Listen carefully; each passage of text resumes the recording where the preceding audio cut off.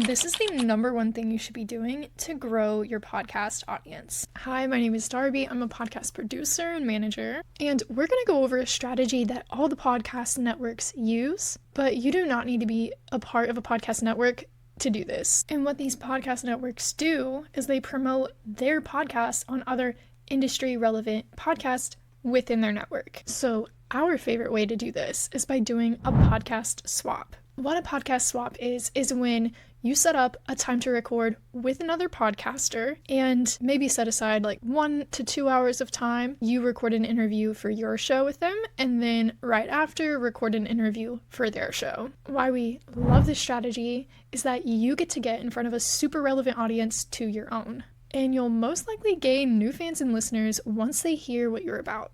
I've personally found some of my favorite podcasters from podcasts I was already listening to, so I know that this works. And for the podcast swap, it's even better if you guys plan to release your episodes around the same time. And then while you guys are recording, mention that you're going to be on each other's channels, and it's most likely a separate conversation, so you guys can tease to what that conversation is going to be about. This will get your audience to go check out your guest podcast and your guest audience to come check out you. With my clients personally, they're all business owners, so usually when they're doing a podcast swap, it doesn't just end there. They're most likely collaborating in other ways outside of the podcast too, whether it be going live on Instagram or coming to speak in their mastermind. So this isn't just a great networking opportunity for your podcast and will boost your audience growth, but it's also a great networking opportunity for your business.